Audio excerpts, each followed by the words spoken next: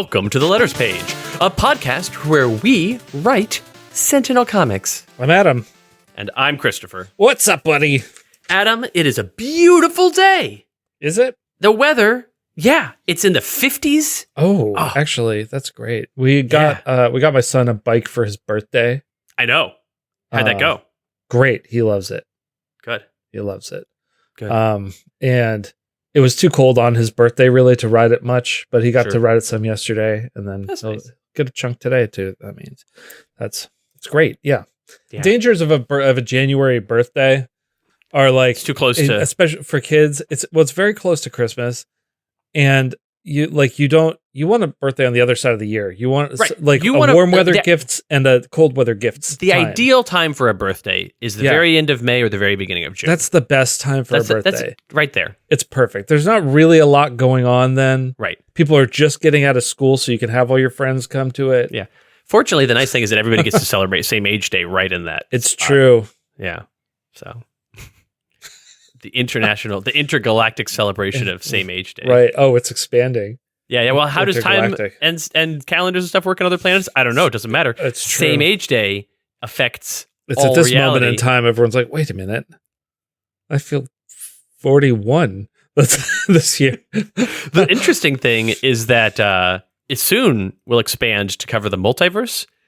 So all characters in Sentinel Comics will be 41. June 1st. Yes, yeah. Something to look forward to. Indeed. You want to get right into this? I think this one, last time we were trying to get right into it for the sake of we had so much to do. This one I feel like we need to get right into because it's we have so much to figure out. Yeah, we got to suss this out. Yeah. Yeah. Sure. Yeah, let's just dive right in.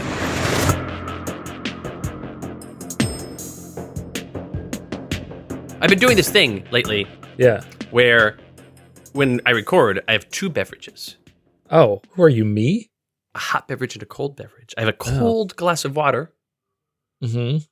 And then I have a hot lemon ginger tea. Okay, that sounds nice. And that way, as we're recording, if I'm like, I need some refreshment, I drink some water. If I'm recording, I'm like, I need to soothe my throat from all this talking. I drink some tea. I thought for most of my life, I just didn't like any tea, which is a ridiculous assertion. There's so many different teas. That's right.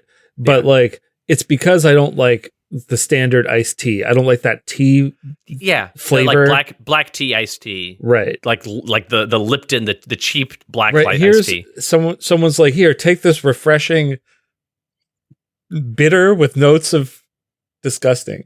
So it's like drink this mud leaf water and be refreshed by that. And I'm like, this isn't doing it for me. Right. Well, and a lot of people drink it with then just oodles of sugar in it. And then at that point, it's just you've made a bitter beverage. Why would I just drink soda if I'm going to drink that much sugar? Right. I think the iced tea actually has more sugar in it than the soda. We're doing a terrible job of getting right into it. How much sugar in sweet tea? It depends on the tea, obviously. Of course it does. But I found that out when I was, because I started going to Panera when I was working at FedEx. Right. And I would get the raspberry tea there, and someone was like, that actually has more sugar. I don't know if they were lying or not, but no, it doesn't. Oh, okay. So your 8 ounces of sweet tea, standard sweet tea, is somewhere between 15 and 25 grams. So the sweetest of sweet teas is 25 grams of sugar, whereas soda is 24 grams. So yeah, the over the top sweetest of sweet teas will have 1 gram more than soda. Negligible. Yeah. Whereas in general, it's 15 to 25 grams. Okay. Whereas soda is about 24 grams. Okay. So I'm betting that the raspberry one that they had on the thing was probably at the higher end. It's probably closer. Splitting the difference. It's equivalent to soda. Yeah, it's equivalent. Right. Because at the point that a beverage has 24 or 25 grams of sugar, that is the same amount of sugar. Right. Yeah. Right. Yes. That is, at the point that something has 20 versus 25 grams, I'm like, okay, one is technically lower, but it's still it's a bunch of sugar. Right. So anyway, we've not gotten right into it, Adam. No, we've not. Don't drink sugar, kids. Drink aspartame.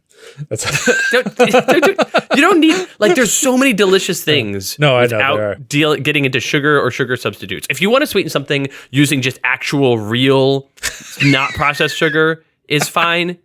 But then there's so many good flavors that aren't just cloyingly sweet. Yeah, no, I agree. Anyway. Okay. All right. Mostly this is like a caffeine like I say this because I have a Mountain Dew Zero in my hand right now. I see it. And this is mostly a caffeine delivery system for me. I don't believe you, because if that were the case, you would do what Paul does. And Paul keeps on his desk a bottle of caffeine pills and a bottle of vitamin D. I like to drink things also, though. Like, yeah, but you could just drink water or delicious tea or something that you like the flavor of and take a caffeine pill. Sometimes I do. So it's chai. I'll do, but like my coffee has been cut because like Ness doesn't like all that caffeine, so she started mixing decaf and regular caffeine beans together, and then grinding them together, and then so like I'm drinking half. That's still a lot of caffeine, though. It's nowhere near as much as I'm used to. That's fair. But decaf isn't zero, and so like decaf has a little bit. And then regular coffee has quite a bit, so you're like at the 2/3 point, but it is a lot less. Removing a third of your caffeine is notable. Okay, Adam, let's talk about Knife. Let's talk about Knife. Okay, for real. Play the music again. Yeah, play it again.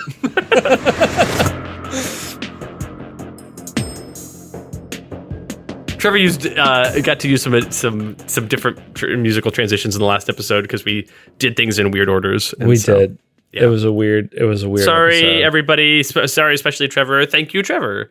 Thank you, especially everybody. Okay. Yeah. Knife, no punch. That's right. Okay. That's right. Knife can't just punch her way out of a situation.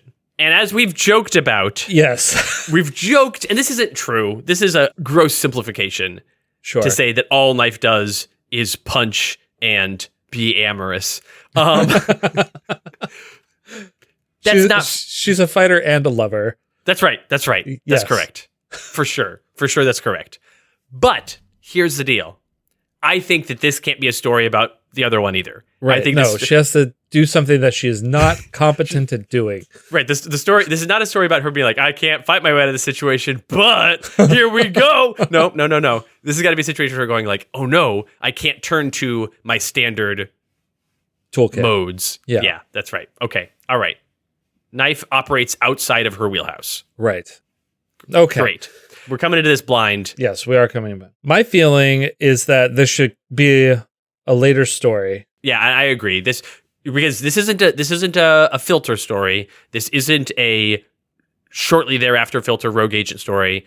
This could be a versus F.I.L.T.E.R story. I'd be okay with that, but it doesn't need to be. Okay. I mean, I wouldn't mind that doing a Sergeant Steel and Steel Team 6. Yeah, Steel Team 6, that's right. We could do a Steel Team 6 situation here. That's fine. I don't think we've ever done that on a writer's room, so like that might be a move. It's a fair point. The other option is to do something in the Headhunter timeline. I think those are the two best options. Is to do. We have done a Headhunter writer's room. Yeah. Do you want to do a Steel Team 6 just because we haven't? Yeah, I think just because we have, that's pretty good. That's a good back us into a corner situation. Okay. All right. So this story then is, oh man, it's either in the 90s or the early aughts then. Oh, really? I thought that the Sergeant Steel strike team stuff ran later. It certainly doesn't. It could run even into because the late aughts. I have a later Rogue Agent art of her, don't I? I believe so. Rogue Agent 2001. Yeah, I have a 2001 there. Yeah. So early aughts. Okay. Yeah, and so this is the question. Like the thing a thing. I'm not saying the thing, but a thing to do with this is put it in the F.I.L.T.E.R book. The F.I.L.T.E.R like limited series. Yeah. Is it? Yeah, it's a limited series with the idea that like, okay, in the F.I.L.T.E.R limited series, let's be clear. Mm-hmm. By the end of that series, she's punching her way through Sergeant Steele's team. There's no doubt about that. But we could tell an issue from this where she has to get out of a situation, no punch. Yeah. I mean, well, alternatively, like, so it's 6 issues, yeah? It's 6 issues. Yeah. We could say she punches the whole time, and then the the last thing that she does is have to figure out how to evolve beyond punching. That she's punching the whole time? Yeah. The name of the team officially, by the way, is the Steel Strike Force. Right. Not Steel Team 6. Not Steel Team 6. No. However, are there 6 of them? There might be, but this is also before SEAL Team 6 was culturally relevant, because it was when they got Bin Laden that everyone was like, "Ooh." I mean, there was some SEAL Team 6. I'm sure they existed before, but there was books and stuff about in the 90s. There was some attention on them. They did some important stuff in the 80s and early 90s as well. I'm sure they did. It was just like not the massive, like everyone knows who they are. After 2011, everyone knows who they are. Yeah, for sure. Which wouldn't be for 10 more years. In this brief research here, we ran into the crimes of SEAL Team 6. I'm like, oh, I'm sure. I have no doubt. Like, I'm certain this is a shocking expose or whatever. But also, I'm not like, these 6 Boy Scouts. Yeah, right. These 6. No, this is like the like most ruthless killers that our military has to offer. Like, right? Yeah. Anyway, okay. So at least on paper. Right. Good Lord. 1, 2, 3, 4, 5, 6, 7, 8. No, Adam, there's 8 of them. Oh, okay. There's 8 of them. Sorry. Well, it doesn't work. Steel Team 8. No, they're the Steel Strike Force. The members of the Strike Force are known as Arsonator, Battle Medic, Bomb Specialist, Espion Agent, Field Inventor, Infiltrationist, Mega Gunner, and Sharpshooter. Though I am certain we see others. Those are just the 8 that are featured in that F.I.L.T.E.R limited series, which is about Sergeant Steel and the Steel Strike Force taking down K.N.Y.F.E. Okay. Do we want to run through the rest of the series and like try and figure out where we get to in that, or putting it in this series is tough. Putting K.N.Y.F.E. No Punch in this series is pretty tough. This is a challenge because I've only got 6 issues to deal with all these characters, and K.N.Y.F.E. gets punched. She's taken out in issue 2. Yeah, and then she has to break out of the thing. Yeah, I think that the answer for this is, I think if this ends in no punch, that is unsatisfying and not, and it's ahistorical for a limited series that comes out in 2001. Okay, I think issues 5 and 6 are all the punch that you could want from K.N.Y.F.E. Right, K.N.Y.F.E. Punch World. Okay. But I think issue 3 is space for this, because issue 2, she gets defeated and captured. So escaping, you could maybe do issue 4 also. You could spend an issue with her just in the cell, do like a bottle thing, and like have her reflect on things and have her like maybe explore the F.I.L.T.E.R team a little bit more. Yeah, maybe. So like I can see it going 3 or 4. Right. Okay. So issue 1 and 2. Yeah. Very much easily introduced the Steel Strike Force. We've seen agents of F.I.L.T.E.R before. These ones are formalized into a team that Sergeant Steel puts together to take down K.N.Y.F.E. That's what issue 1 is. Issue 2, they do so. They make a plan. They stick to the plan. They do the thing. She gets some licks in, but not enough. And they take her out. That's issue 2. Should have tried the other kind of lick. Yeah. Oh, boy. It's only a matter of time. I think this is like counts as the first appearance of many of these characters. Probably. I don't know how much character any of them are given, though. This is why I'm saying like I don't know that they count as first appearance markers in comics.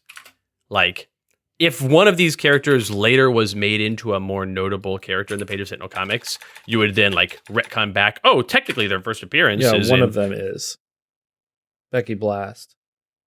That's true. Yeah, but not always. Yeah. So at the point, so you technically call this the first appearance of Becky Blast, but like with a big asterisk because it's not as Becky Blast. Right. Like, yeah, but at the point that you have a character whose name is Sharpshooter, it's like, okay, right, you're a team. Yeah. Right. So the first issue introduces these characters. Sergeant Steel gets his marching order, like, you got to go take out K.N.Y.F.E., apprehend her, bring her back. We want her. And it's like, yep, no problem. And we start that process, and the end of the issue begins the conflict. The they get the drop on K.N.Y.F.E., and that's where the issue ends. And then issue 2 is they fight, and she seems like she's gonna succeed, but actually, because of Punch, she falls right into their trap. Yeah. And they have every tactic that she's got. Yeah. They've got a plan for. Right. And so, like you said, she should try the other leg, because all the punch she can do doesn't get her anywhere. Yeah. All right. So issues 3 and 4, issues 3, and then issue 5 and 6 is now the punch is back and it's better than ever. And issue 6 is Punch wins the day. There we go. Great. Having learned nothing, Punch wins the day. Great. Issues 3 and 4. We might do 3 and 4 today. We might do just 3. We might do 4. But this is where we're zooming into. So my only issue with the thing you said about issue 3 is a bottle issue. We see some background of members of the Steel Strike Force. I don't know that we need to see that much about members of the Steel Strike Force. Need to either. And I think that we're going to get plenty of them about in issue 1. Issue 1 shows them, hey, here's our introduction to each of them. That's everything you need. Issue 2 is, and here they are fighting K.N.Y.F.E. Yeah. Okay. So I think that in general, issue 3 should be like her escape.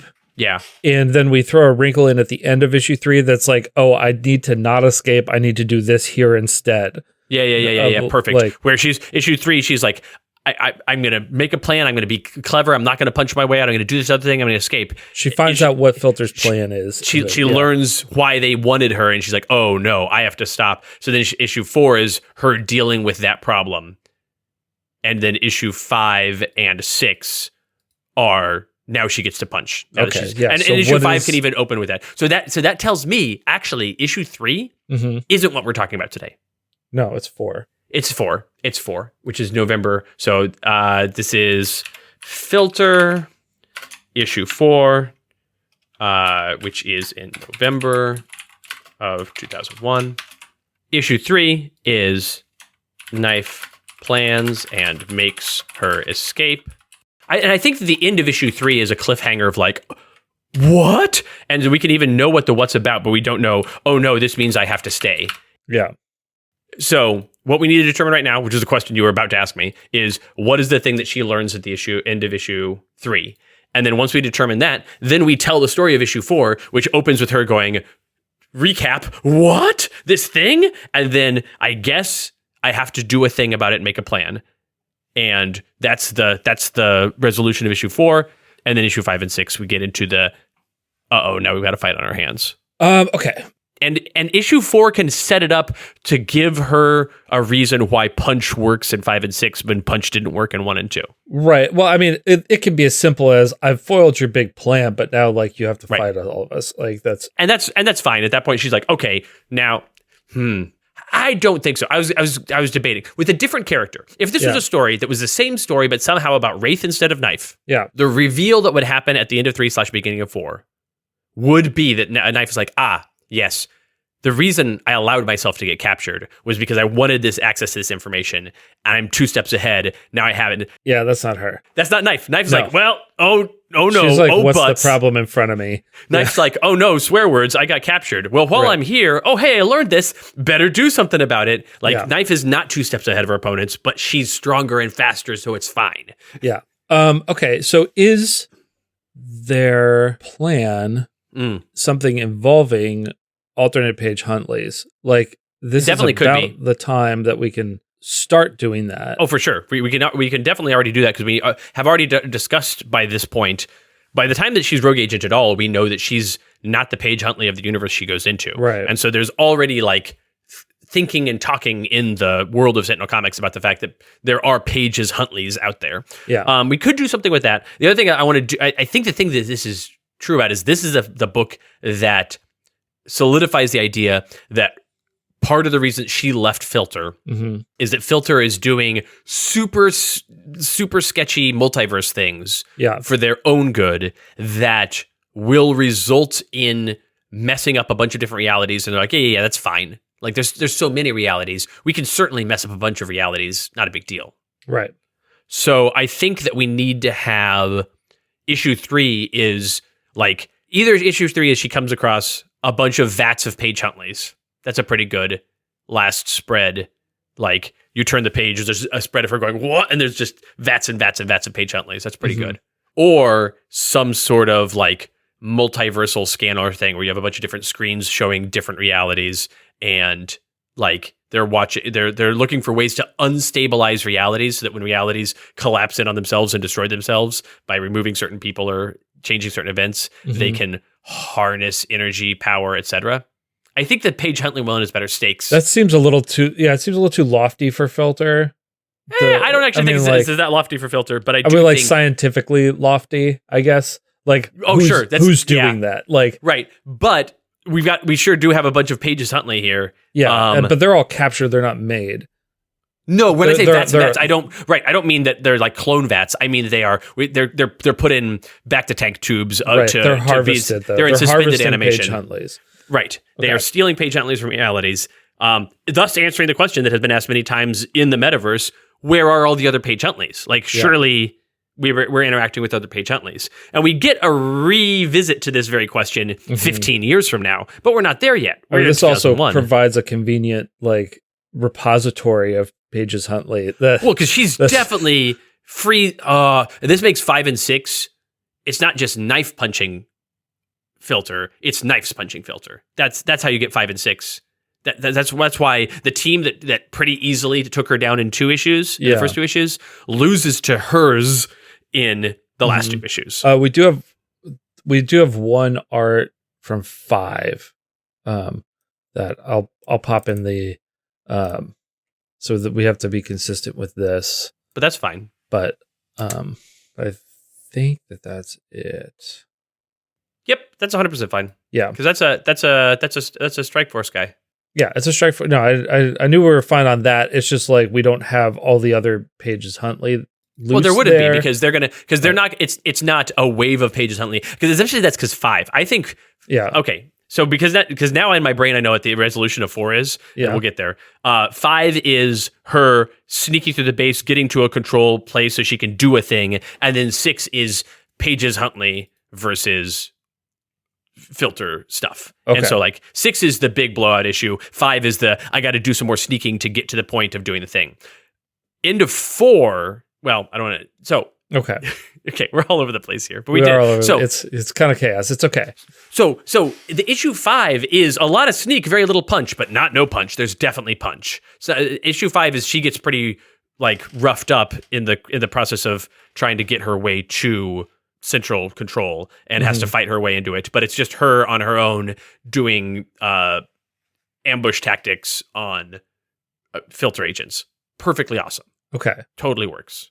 I think that F.I.L.T.E.R can react to that very quickly and go like, all right, yeah, we're going to make it so that ambush tactics are not like, we're going to put our guys in bigger groups. Yep. Like, yeah. And again, that's fine for issue 5. I'm not like it gives her bigger and bigger stakes. Yeah. And then she has to get through them. And then she unleashes the knives. And then we have knives versus. Yeah. Great. That's fine.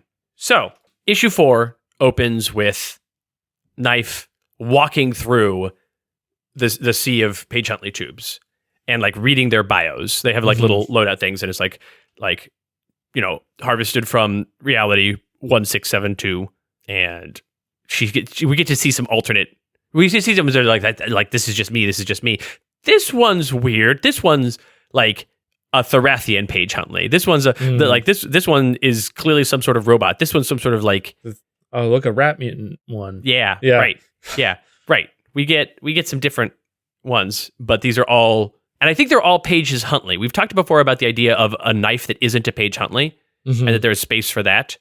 But these ones are not those. These are all Paige Huntly, and very few of them, if any, are knives. Okay. Right. Like I think we have some, but they're not. No, do we have we ever done an alternate like actual knife, or do we always give them other names, like other weapon names, other weapon names, and other acronyms and other like ways they use their powers, where even if their powers are similar, their expression of it is very different. I think that's kind of the thing with her, as I don't think there are any other knives at all. Right. They're going to be other people who'd be like, oh, prototypically this could be a knife, but it's not. It's something else. Yeah. All right, Adam. So here's the trick. We've done all of the other work, including punch work and a little bit of no punch work, but we need to tell an issue. Yeah. in which she has a problem, she's solving this problem, and she doesn't punch to solve it.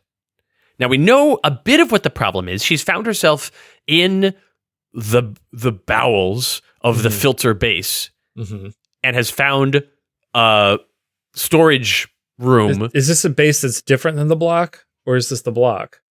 This could be the block.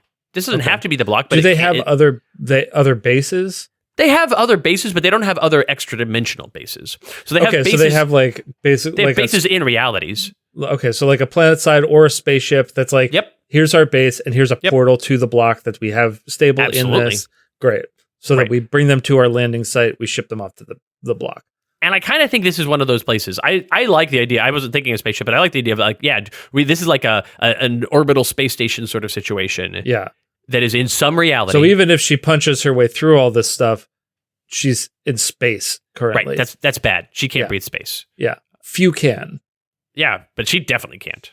Yeah. That's not a question at all. So we've got this orbital space station situation that she's on that is in some reality, not our primary reality. Mm-hmm. Probably not her own reality either, but it's just some reality that it's a place that F.I.L.T.E.R uses as one of their way stations of like, well, we can't keep everything at the block. The block is primarily a prison, but it's also the gateway to all the things. It's very foolish that they put their prison in the gateway, but that's how it worked out. Well, it's the most convenient, like, centralized location. Right. You take the prisoners through the gateway and you're already there at prison. You don't have to take them on more than one jump. Right. All right. So, but you go. Nobody wants multiple jumps with prisoners. Well, you go to the gateway location at the block, and then go from there to like this space station, which is it's interesting that they had her captured. I'm going to change the end of issue 3. Oh, okay. She was in the block. Okay. She gets captured in issue 2, and she's definitely taken to the block, right? Yeah. So you take her to the block. Well, unless it's like we're going to interrogate her, like maybe, but I still think they take her to block, because then what we have the end of issue 3 be is not the end of issue 3, but near the end of issue 3. She's like, okay, I've broken out of my cell. I'm on the run. I get to the portal room. I'm going to use the portal room to get back to some place where I can like just escape. And in the portal room, there's a various labeled things, and one of them is to the Huntly research station. Oh, okay. And she's like, I'm going to regret this, aren't I? I could escape. I could right now escape. Yeah. Instead, I think I have to go to the Huntly research station. I got to figure out what this is. Yeah. Like I can't. If I don't go through this portal to the Huntly research station, A, it might be my only opportunity, and B, I'll regret it forever. Yeah. Okay. The Huntly research station gives me 2 things, Adam. Okay. 1, she goes through it, and she goes through the portal and ends in a control room area that overlooks, like, through a not plexiglass, obviously, like whatever glass, but space glass, transparent steel. Yeah, that's what. But that overlooks the warehouse floor that's full of all of these tubes, and that's so we still have the same end of 3, but we got there because of she intentionally went to this place. Yeah. Okay. Great. So she's here in this place, bunch of stuff, looking around. I have a thing that I want to do for the end of this issue, but 4? Yeah, but I want to save it. We're super non-chronological all over the place. It is jumping around. Yeah. Yeah. So the question is, what does she need to do on this station? Like, what the problem here is? There's a bunch of Paige Huntlys. Okay, so what? Like, not good, right? But also, so what? Well, what are they using them for? They're building an army of Paige Huntlys. They're building an army of Paige Huntlys, and also she, as a result, is like, I feel bad about this. This isn't right. These Paige Huntlys should be free. Paige's Huntly. I mean, but then I think that there is, maybe she sees like a process of brainwashing or implanting chips or something like that they're like, this is how we're making them into an army. We've got some tubes, and then in her process of going through the tube zone, she manages to like sneak her way and see okay, this is all fine. I'm okay with this. Great. Fantastic. Okay. She is on her way to the from the tube zone to a medical zone, and we see some doctory looking people with robot assistant things working on a Paige Huntly, putting chips in their brain. Yeah. Right? Mm-hmm. And she is like, oh, no, no way. Kicks in the door, goes, and it punches the doctor. I know, no punch, right? Mm-hmm. She tries to punch the doctor. And as she attempts to punch the doctor, her brain, we could do some like weird comic panel things, and her brain like screams against her and she falls to the ground. She's like, no, well, I can't. And she's already got the chip? No, doesn't have to have the chip. Oh. The point of this research station is this research station has a genetic field that shuts down Paige's Huntly. Oh. K.N.Y.F.E cannot punch. Cannot punch. Right. This is the thing is, I was like, why doesn't she just punch her right out of the situation? Even if there's like, oh, there's a cleverer way to solve this, why shouldn't she? Mm-hmm. Why wouldn't K.N.Y.F.E punch her way out of the situation? Right. She would. Because She'd punch all the doctors. She literally cannot punch. She cannot commit a violence because of the genetic field about Paige Huntly's on this research station. Okay. Now we have K.N.Y.F cannot punch. Yes. Good. Okay. And then the doctor is like, "Oh, you tried to punch. This is what's going on. You can't." Right. Yeah. And is also, here's a little bit of monologue. I'm gonna monologue out of my own class. Yeah, right. Because this doctor is just some doctor. He's just some guy, but he gets the opportunity to really step it up and do an expository monologue. Yeah, about like, yes, well, you must be. I don't recognize you from any of the tubes, though. Main villains wait their whole lives for this opportunity. Yeah. my, ambitious, aren't we? He's British. Yeah, well, most villainous doctors are. Well, and also that since he's Scottish, making him British is just twist the knife. Get it? Twist the knife. Yeah. Hey. Anyway, so she can't punch, and she's like, on the ground. Oh no, I can't punch. What do I do if I can't punch? Does she get away? I've got so many good bullet points. Well, this doctor's not going to fight her. No. Right. The doctor's like, anyway, floaty robot thing, grab her and drag her and find a new tube for her. Like, this is, she can just run away from that and go like, okay. Right. She's like, no, you'll never catch me. And she scrambles to her feet and tears off down the hall. Okay. Yeah. So now we have K.N.Y.F on the run. They know about that she's on this station, but they're unconcerned because what's she going to do? Yeah. And we can even have her have some like, okay, think Paige. She could try again. Like she could pick up a pipe or something and try to smash a tube, and it's the same thing happens. And she could I'm going to just push over this heavy thing so it creates. And she can't. She's like, I cannot affect violence in this station. My own genetic brain manipulation is stopping me. Yeah. So I'm going to have to instead, the chips they're putting in people, and the doctor very kindly explained this. He's like, right, we've managed to lock down, Paige Huntlys are so useful. We've managed to lock down the genetic field so that they can't be of a danger to anyone here. But what we really want is for them to be a danger, just not to any of us. We want to use them for their fantastic danger skills out in the world. And so we're giving them chips, and we're programming them, and then we're sending them out to cause violence in other places, amassing our own Huntly army. It's like, okay, great. Anyway, she runs away. Our Huntly killers. Yeah. No, that's rough. Yeah. Our hunters. There are hunters. Huntliers. Nope. Our page hunters. We've taken a page out of the book. There are super pages, which is a job title. This is giving Centennial right now. I stand by things that we leave on the cutting room floor. Anyway, okay. I think that they don't call him Paige anything or Huntly anything because by the end of the day, the idea is that this is a F.I.L.T.E.R operative force. Right. They have this they're not doing that. No, man, I know the end of this issue. Okay. So what's the midpoint? So she's trying to figure out ways around this. Right. We need some way. Okay. And she explores the tubes. She learns about what's going on here. She sees a bunch of different Pages Huntly. She goes to the medical area. She sees the doctor doing the chip brain thing. She attacks the doctor. Wait, no, she doesn't. The doctor monologues. She gets away. She tries to violence a tube. No dice. She tries to blow up a thing. Can't blow up a thing.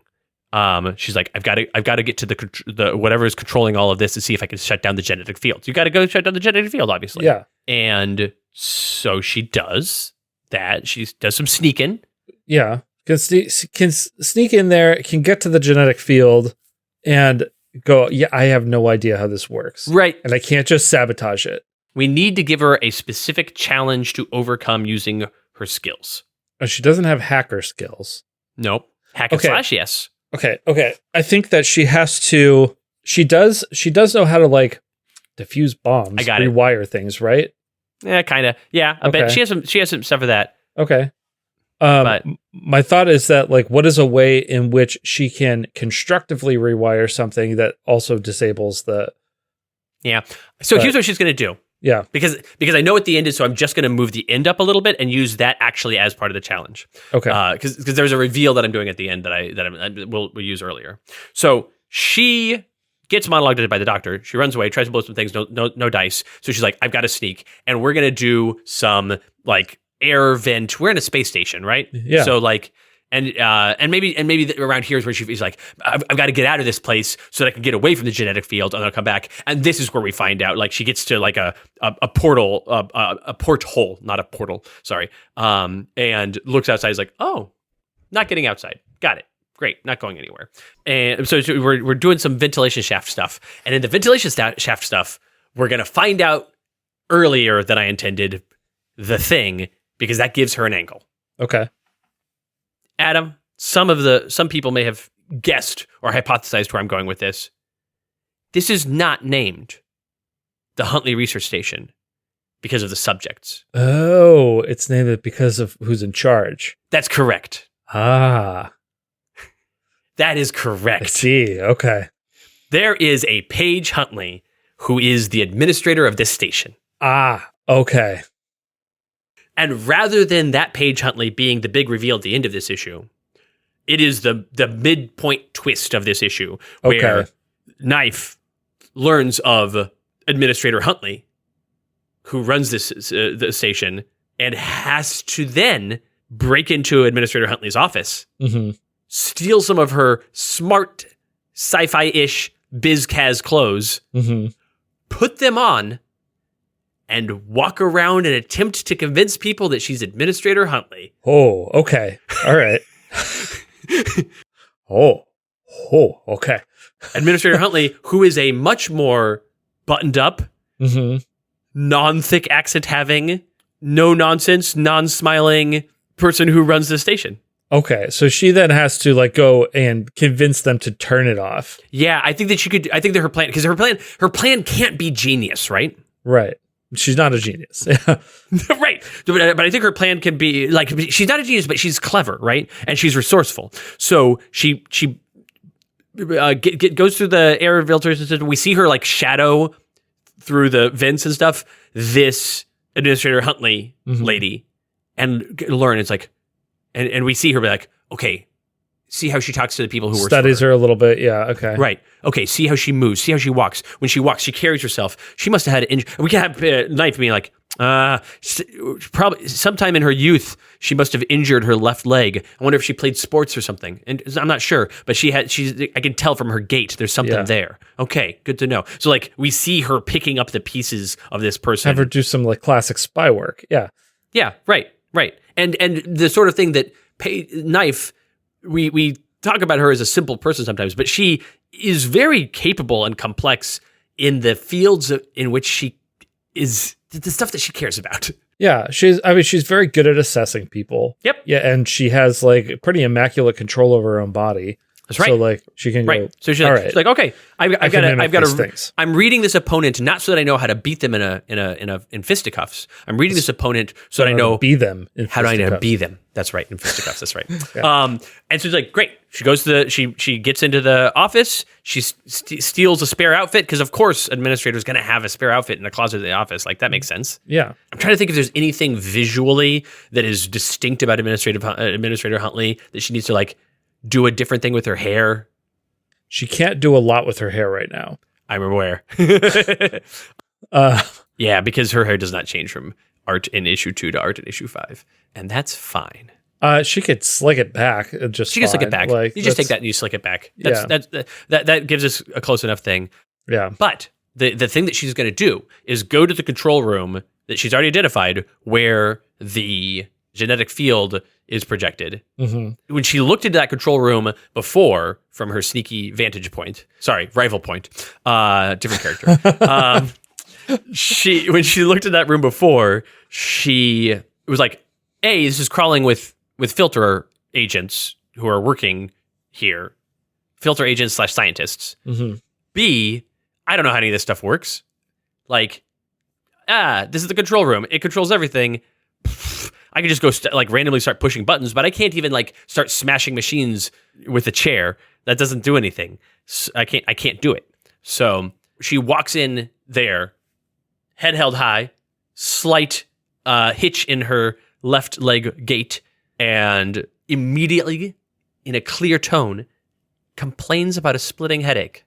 Okay. She's like, something is going wrong with the field. The field. Yeah. The field has we need to shut it down for diagnostics. Right. First thing we need to do, make sure every Paige Huntly, make sure every subject on board is on ice. Like, Lockdown, make sure they're all sure they're all sedated. They're all in stasis. Yeah. Second thing, we got to turn off the field just to see what's going on, because there's some sort of it's on the fritz again. Yeah. Throw that out there. It's on the nice little bluff. Yeah. Yeah, and the whole point of this place is this specific thing, and it's not. It's creating problems for me right now. Yeah, and the doctor goes, or the technician is like, the technician, of course, with the standard procedure. Yeah. We do reboots all the time. We can take it offline for a minute. Once we have all the pages in lockdown.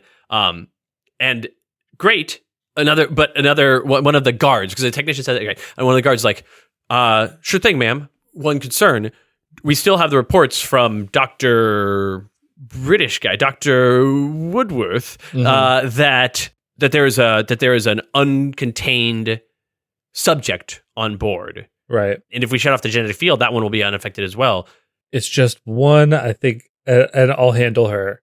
Yeah, I think that they're like, oh, don't worry, I'll make sure she's dealt with. Yeah. And the guard's like, sure, you're not actually a combatant or anything. You're a business, like a manager person, manager / scientist person. I think that we can maybe give her an out here also, that the technician could be like, it'll only take 5 minutes, and it'll be back up. How far can she get in 5 minutes? For space? She won't even realize the field is off. Yeah, right. Yeah, I mean, she could say that too. Yeah. Okay. Yeah, I think that's fine. That's it. And the technician's like, okay, great. Shuts it down. Fantastic. Field goes down. Yeah. 2 things happen when the field goes down. Yeah, I think I know one of the things. Okay. You go ahead. Okay. 2 things happen when the field goes down. 1. Yeah. I'm trying to decide what the best order of operations here is. The field goes down, and the real administrator Huntly walks into the controls center. That's for sure. I would have said that the second thing, but no, that's okay. Well, I don't know what the other one is. But I was going to have an alarm go off or something, and to be that somehow identifies her. But no, you immediately cut to it goes down, and administrator walks in and is like, "What's going on here?" I think I was gonna have her say basically the same thing, of I will deal with her sort of thing, and have her actually secretly be a combatant. Sure. Be like, oh, it's like you're right about one thing. Yeah, I will be dealing with her personally. Yeah, and she says you're too bloody late, and stabs a thing into the control console, so that the field can't be brought back up. Yeah. Because I think she needs to shut it down permanently from there. Right. Yeah. At a certain point, we've solved this problem without punching. Yes. So that's good. So now we can take the fetters off and let the issue end with page-on-page combat. I think that most of the page-on-page combat happens in the next one. In the beginning of the next one. Right. Yeah, I but like she tries to get away here, maybe. Yeah, I think there was like, it's too late. She has, in her sneaking around, we can have her have found some like a pulse explosive thing, and that was one of the things she tried. She's like, I'll throw this pulse explosive. I'll set up this pulse explosive to go. I can't even turn it on. Yeah. I cannot fathom the idea of engaging in it. But she's like, I kept one of these, slaps it on the thing, books it out the door towards the portal zone that she came in through in the first place, and the administrator in hot pursuit, and that's the end of the issue. Yeah, like that's a pretty decent issue in terms of like the amount of space, because we have to start in the block. Right. No. We at the very end of the last issue. Yeah, we start here. But in the last issue, we came here. That's right. We start with her seeing the Huntly tubes. The Huntly tubes. We do the doctor stuff. We do sneaking. We learn about the administrator. We stalk her for a while. We learn her role and her mannerisms. That gives us then Administrator Huntly as a notable opponent who, in issue 5, Administrator Huntly summons in the Steel Strike Force. Is like, hey, you left your job unfinished. You were sloppy. I think that we can have her summon them here. That could be the end of issue reveal. Is that she summon? They come through the portal here. Yeah, actually, then, we can have her. She puts the pulse explosive on the thing, books it out of the room, gets to the portal room, and the Steel Strike Force comes to the portals. And like, we heard there was trouble, and is like, oh yes, yes, there is trouble. You're gonna have to deal with a Paige Huntly. And Still's like, I know it's you. It's like, beans. Oh, okay, okay, yeah, that's a great place to end the issue. Okay. So we did one violence this issue. We attempted a punch, failed at that, and we did one explosion. But I think that all of the problems she solved without punching. Yeah, the explosion. The final solution is the explosion, but yeah. But she certainly couldn't just punch right out of the situation, and yeah. Plus, we actually built out the framework of all of the F.I.L.T.E.R limited series. Nice. Okay. Do we have anything else that we need to cover with that? I actually feel way better about the F.I.L.T.E.R limited series also. Yeah. Because it sort of felt like there was not enough to it. Right. Oh, now there's definitely like that's plenty. 5. It's 6 very full issues. Yeah. I like. So this was when I said that. This is the thing that I've been like, since I said the words Huntly Research Station. Yeah. Then I'm like, named for Paige Huntly, the administrator of the research station. Yeah, I like there being another one there. Yeah. One that is working for F.I.L.T.E.R and that is more than happy to, whereas this knife is like, or this Paige Huntly rather, is like, all of the other Paige Huntleys are in these tubes. I've got to save them. I've got to do something about it. This is unacceptable. Another one's like, I know how good I am at stuff. I'm going to get all the me's and use them. Yeah. It's like, whoa, okay. Yay. Yeah. Okay. I think that's good. I think we can go to some letters and let them, I know the letters ask some follow-up questions that will maybe answer any things that we haven't covered in this. Right. Christopher and Adam reading letters to you. Christopher and Adam. All right, first letter today comes from Fregarach, who writes, Hail, writers. You're telling me that K.N.Y.F has to respond to a threat using critical thinking skills rather than bloodthirsty violence? Who would have thought? I certainly wouldn't.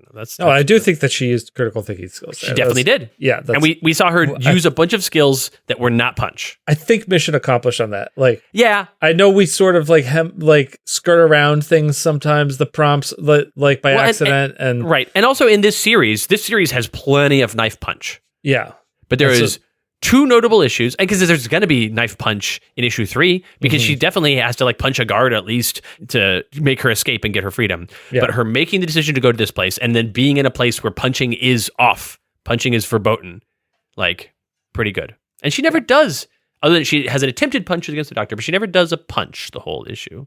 Anyway, I play quite a lot of D&D, Fregarach says. It's a fine game, I guess. And as such, I got to thinking, if you had to rank K.N.Y.F... A lot of Do Not Disturb.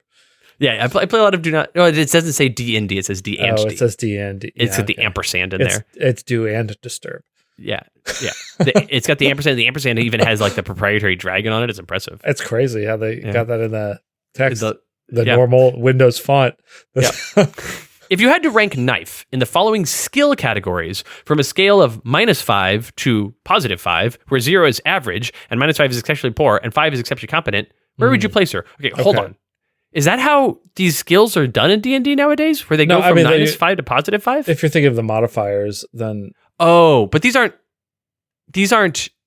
But I don't think you can have a -5 modifier, can you? Right, and these are also not those stats, because the things that she's talking about is perception, insight, investigation, which we're going to talk about. Like, I don't... Yeah. I haven't played D&D in so long. I don't know what's happening. Maybe that's part different, which is like one of the primary complaints about current D&D is it's not that different. But maybe this isn't 4th edition. Maybe this is the new, because there's already the materials for the new stuff that's out. The new stuff is the not 5th edition. Basically the same as 5th edition. It's just like it's less changes from 3 to 3.5.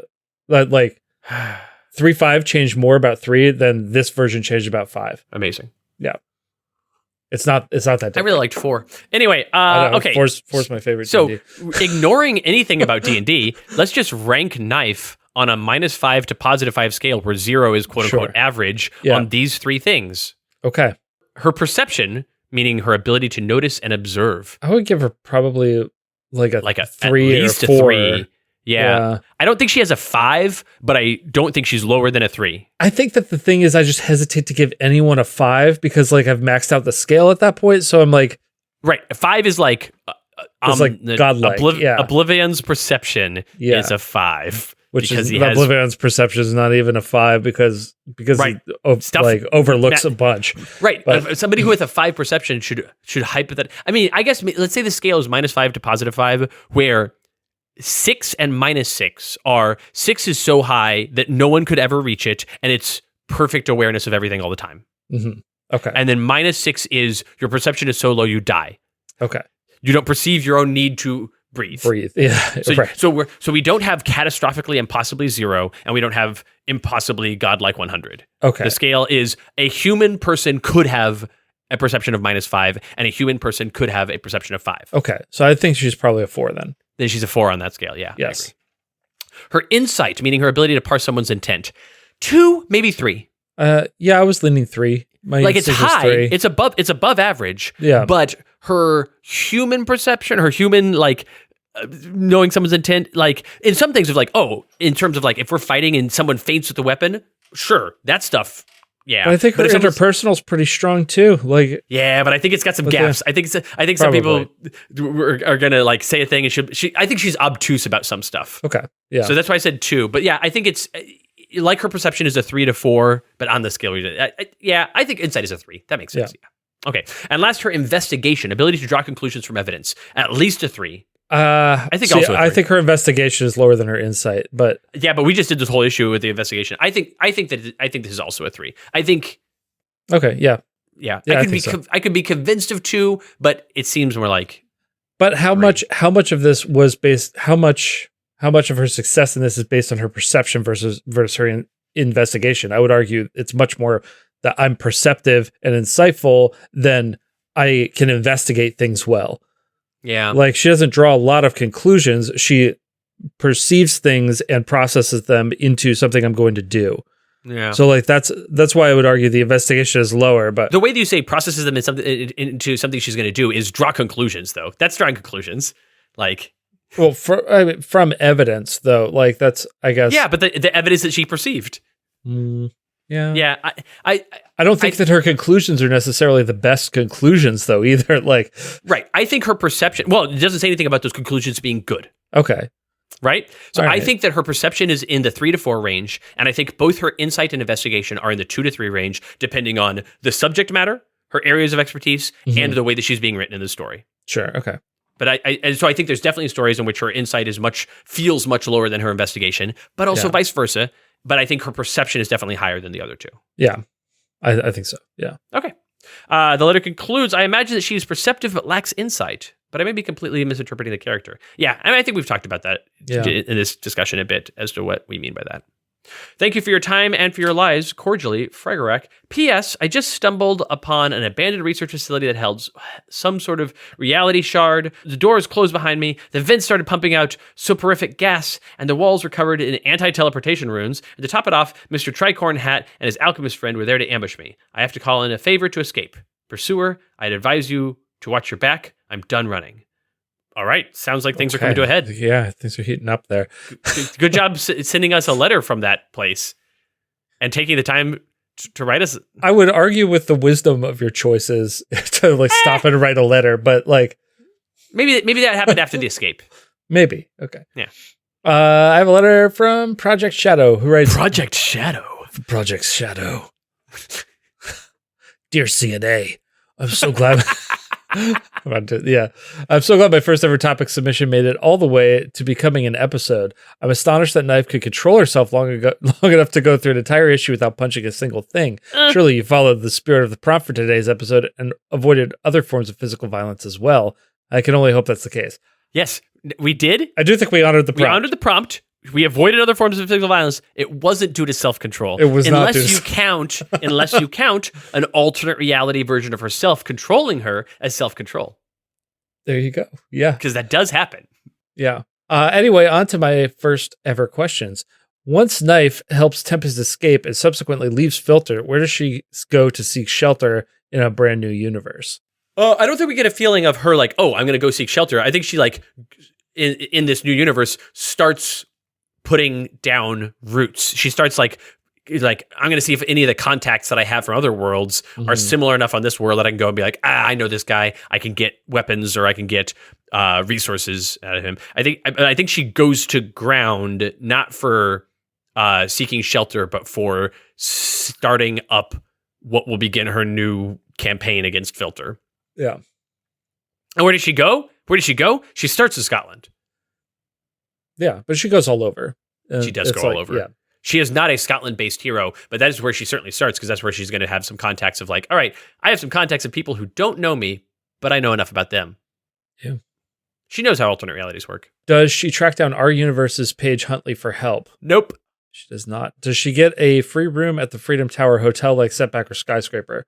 She's probably in residence for a while there. I could see her. Yeah, she could stay there in the late 90s or early aughts. I tend to think she's too nomadic to have a residence anywhere. Right. And we know she spends a good chunk of time in space in general, but does she need any special tools to maintain her power armor after her daily battles? I think that she's fine at maintaining it with normal tools. It's really just augments her innate stuff. Well, and eventually we get rid of the power armor for this very reason. Yeah. I think that we both see scenes of her being like, oh, in this panel on the side of my leg, and there's like a little sci-fi wrench thing that pops out of there that I can use to work on other parts of the tools. So it has some onboard tools, but we also see instances of her like going into the name cropped out of the panel Home Depot and getting like a wrench and a drill and be like, I'll make these work. And like, we get both of those instances. So the AM FM hut. That's right. AM FM hut. Yep, that's it. Yeah. But I think that she is specifically like she's not like regularly a mechanic or an electrical engineer or whatever, but she is specifically trained to maintain her own equipment, I think. Yes. She can do field maintenance, and that's what we're needing here. Yeah. Does any of this matter, or does it all stay off panel? I think we see it. I think that's we see it occasionally. Yeah. I don't think it's like every issue K.N.Y.F.'s putting her suit back together sort of thing. Yeah. I would like to give a quick shout out to my wife, who is the true writer of my topic submission. She's been pestering me to join the Patreon for months and has been waiting impatiently for more K.N.Y.F. stories. Well, there you go. Well, here you go. Here's a K.N.Y.F. And you want more K.N.Y.Fs in a story? We got more K.N.Y.Fs than you can shake a stick at. And you can shake a stick at a lot. At a lot. Yeah. Right. But your arm will get tired of shaking a stick so much at all these K.N.Y.Fs. Yeah. Exactly. How did that saying come about? Like it's so bonkers. I'll look into it while you finish this letter. All right, yeah. My wife and I are huge fans of all your amazing characters. It's become tradition for me to recap the most recent episode of the podcast for her when we go out for dinner, and sometimes it's all we can talk about. So we both want to say thank you for putting so much love and effort into creating such an amazing comic universe. It's a joy for us to share these stories with each other after an exhausting week. And even a greater joy when we feel inspired enough to write our own stories for the RPG. Thanks again, Project Shadow. Thank you so much for those kind words. Really appreciate it, and I'm glad that you love all this stuff. Yeah, thank you to you and to your wife. Yes. Adam. Yes. So, some people reported incorrectly that it starts from the early 1900s and comes from the idea of getting a car going by using the gear shift or stick, but that's not correct because the first appearance of it is from the Lancaster Journal of Pennsylvania in August of 1818. We have in Lancaster as many taverns as you can shake a stick at. Like that was the first published version of it. So that means it would be in usage for quite some time before that, probably. There isn't a specific, we know it comes from this and why, but the assumption, given that we see it in the early 1800s, is that it is from farmers using sticks to manage animal. Like if you've got like oxen pulling a thing and you shake a stick, like, come on, go on. And if you're trying to like herd a bunch of sheep, you're like, come on, go on. And if you have too many sheep, you can't shake a stick at. It is like, it doesn't do any good. So. Right. Okay. That is the assumption. That makes enough sense. Yeah. Yeah. I get it. That if you have so many animals that just you waving a stick at them isn't going to do enough work. It's like, there you go. I would not be surprised if somebody has done more research into this and could give a more exacting answer. But that is what 2 paragraphs of text can give me in terms of research. So great. I'm satisfied enough. I have a letter from Harmonic who writes, "Hello, Christopher Bedell and Adam Robertaro. This is Harmonic the Minstrel. Hello. Good news. Dyer, which is an acronym for what? Who can say? Listened to me and sent some of their forces after the deleter." Oh, that's great news. That is great. We'd love to hear it. Yeah, we've been waiting for that news for decades. Yeah. Bad news. Apparently, they took umbrage at me also being a dimensional traveler. This is my only phone call, so to speak. These may be the last questions I get to ask for a while, so I need you to listen very carefully. And Adam, the listen very carefully is emphasized. Italicized. Yeah. First question. Knife is primarily a melee combatant. How is she at ranged weapons, such as a crossbow? What about throwing knives? I would have to imagine she would be very tired of losing her blades to poor aim. I think that we see her once in a while. I don't think we ever see her. Yeah, I think she's fine. Right. She's not like an expert marksman. No, but she could definitely use and probably like field dress. That's not the right term. Field strip and make work again a gun. Like she's had some experience with that in the Royal Marines. Sure. Yeah, she knows how to. But like, I don't think we ever. I think the number of times we've seen her shoot a gun is very low. Yeah. There's the implication that she's done so a bit in the past. Okay, great. But like, we might in one. I can imagine like a space combat setting or a sci-fi combat setting where she like fires a laser gun a few times while charging forward, then throws it over her shoulder and jumps into the fray. But she's a lot of infiltration and CQC. And like, but with laser blades. Yeah, with laser blades. The laser blades make her better at CQC. Way better. Yeah, they would. Yeah. Yeah. That would make me better. And they make you. Yeah, they would make you like a significant, genuine CQC threat. Which, no, I'm not. No shame, you're not. Yeah, I'm not. Right. I've not had the training. Yeah, but if I could beat her in art any day, you don't know. Maybe she's really good. She's not as good as me. Maybe she's a painter. Look, I get to draw what she draws, so... Oh, no! Everyone's art in the multiverse is limited by how good of an art you can do that they did. And they are necessarily worse than They have to be. Second question. Has there ever been a more distinct scene in Sentinel Comics where another hero is going to solve things through negotiation only for Knife to start a fight? This would probably get rather exhausting for her allies. Yes, gosh, that happens all the time. That like some heroes like, okay, we can solve this through diplomacy, and then Knife's like, punch. Yeah, knife punching to start problems, or even there's definitely some sequence. This might not happen until Starcrossers, but I could definitely see this happening in Starcrossers, where they're like, okay, we're going to solve this problem by talking it out and solving the thing. And then Knife starts a bar fight and it's like, oh, no, you ruined everything. It's like, actually, no, that bar fight was exactly what we needed to make this happen. So like Knife starts fights, usually to good outcomes for her, sometimes to good effect. She's not some idiot. No, she's not. So. She's not some idiot. Yeah, and she chooses her fights, I think. Yeah. Finally, I noticed she used to be part of a pseudo-military. She's part of a very military, and then a pseudo-military. Regular military, yeah. And then a pseudo-military. Yeah. But she also seems to be rather boisterous. If she was working for the Freedom Five or the government in her current era, how well would she follow orders and stick with the plan as opposed to improvising and reaping the cost later? In other words, is she the sort of hero to fall asleep during a PowerPoint on the upcoming mission? No, I don't. She would not fall asleep during a PowerPoint. No. Stick to the plan. She will. She'll stick to the. Yeah, stick to the plan. She'll stick to the intent of the plan. She will stick to the spirit of the plan. There's a saying that like no plan survives first combat or contact with the enemy, and she lives by those words. Well, and also she's like, hey, I work just to let you know, person who's in charge, whose orders I'm going to follow. I work the best if you give me a desired outcome and a series of loose guidelines. I think that's most of what they do with her. Also, is go like, here's all the information for this battle station that we need taken over, and here's how we'd like this to end up. Right, and then she goes like, okay, from point A to point B, you draw your own family circus line. Yeah. So, all right. The letter continues. You two might want to cover your ears or something. Let all your cares be whisked away as your minds walk a twilight way to the hells of dreams. I bid you stay. Ha! That worked. Okay, so the listen very carefully and the very tired and the exhausting and the fall asleep, and then those words were all a magic spell, I guess. Oh, okay. I hope I didn't catch either of you in that spell, and if I did, my apologies. Let that be a lesson for these goons. Never give a bard time to talk his way out. Now, to make my escape before these guys wake up. Farewell, writers. Thank you for your letter, Harmonic. Good luck with the bad guys. Good luck.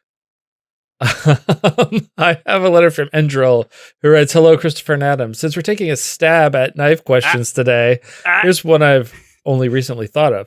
F.I.L.T.E.R is a multiversal organization, and we know that either employ or can easily gather a large hassle of Huntleys based on the lunar gathering during Oblivion. A hassle of Huntleys. A hassle of Huntleys, yeah. Pretty good. Pretty good, yeah, I like that. But I wonder, is that the first time our knife has ever fought an alternate of herself? Nope. Nope. Did this confrontation come as a surprise, or was there at least one page match in the comics to set up the idea? Match. Yeah, to set up the idea later on. Yes, there was. Yeah. Is this the first one? I think so, probably. This is probably the first one. I don't think that because the other appearances that I'm aware of are all past this. I think this is the first one that sets up, okay, hold on. Yeah. What about all the other pages Huntly? Yeah. I could see F.I.L.T.E.R just deciding that only a Huntly can take down a Huntly when Knife leaves them, or do they hold back until they can get the group that we see on the moon to sick on her? And the question of multiple Huntleys was quietly ignored outside of Disparation appearances. So I think it's very clearly set up. I think that we'll probably see a couple more over the years. Oh, yeah. We know we do, Adam. We are aware that we definitely do. Yes. And then I don't think that this was a setup for Oblivion. I think Oblivion was a capitalization on this. Yeah. Just because of how time works. Yeah. And the fact that it's 15 years later. But yeah, this is the first big Huntly on Huntly violence. And I do think that at the end of this, the end of the F.I.L.T.E.R limited series, we don't have and then all the Huntleys go back to their home worlds and have a nice time. I think there's an amount of, she's like, well, I've solved the problem. I've freed the things. We're in the block. We've got to run because F.I.L.T.E.R is sending more agents. We can't jump through some portals, go some places. Bye. Like I think it is left, and then the Huntleys went to other different places, and some of them probably did end up home, and some of them probably ended up new places and survived there. And I don't think we kill Administrator Huntly at the end of this. No, I don't think so either. Right. Yeah. So yeah. All right. I have a letter from Cludru K.N.Y.F.E Inc., who writes, greetings, CAT. Greetings. I'm not sure. I said greetings. Yeah. I said greetings back. Right, but that wasn't a greeting to you because CAT stands for Christopher and Trevor. Oh, okay. Yeah, right. Okay, sorry. It's more like a greeting. I'm here too. Oh. Yeah. Oh, okay. I'm not sure if it has ever been said on the air, but given Knife's everything, and by everything I mean everyone she's had any kind of sexual encounter with. Oh, that's what you mean by the word everything. I'm glad you explained it because that's not how all right. Okay. The community seems to have decided that she is pansexual. Is that correct? How long has it been part of her character? Has it been canonized in the metaverse? Was it, like with Tachyon, implied for a time before being made explicit? Inherently uninterested. Okay. Clue. All right. Yeah, I mean, you could be interested. It's okay. Yeah. But it's also okay if you're not. Yeah. I don't know that it's explicitly canonized. I'd say yes. It definitely is explicitly canonized because we have the issue. I don't know that it's. But we have the situation of her, like, pansexual means something greater in the multiverse than it does here, because there's also aliens and stuff. Right, I know, but I don't think that there's ever like a here is a presentation on what pansexual means, and like it's not canonized in terms of she doesn't call herself a pansexual. Right. No, she I think she just does stuff and then without her self-labeling herself, you're right. We don't get a canonization of that. But we know that she has relations with Orbo. And so like that really pushes, just blows the doors off of what anything can mean. Yep. Yes. Yeah. But I do think we've seen her in relations with male presenting people and with female presenting people and with other. Yeah. And so it's like, yes, it's canonized. At what point was it like, because I think we early on get the feeling of like, she probably for the first several years of her existence, we get the feeling of like, sure, she takes what she wants in that regard. Right. But probably just with mans presenting people. And then at some point in the late 90s, I think that there's probably like implications or whatever, but I don't think there's ever a time where it's like, we're stating.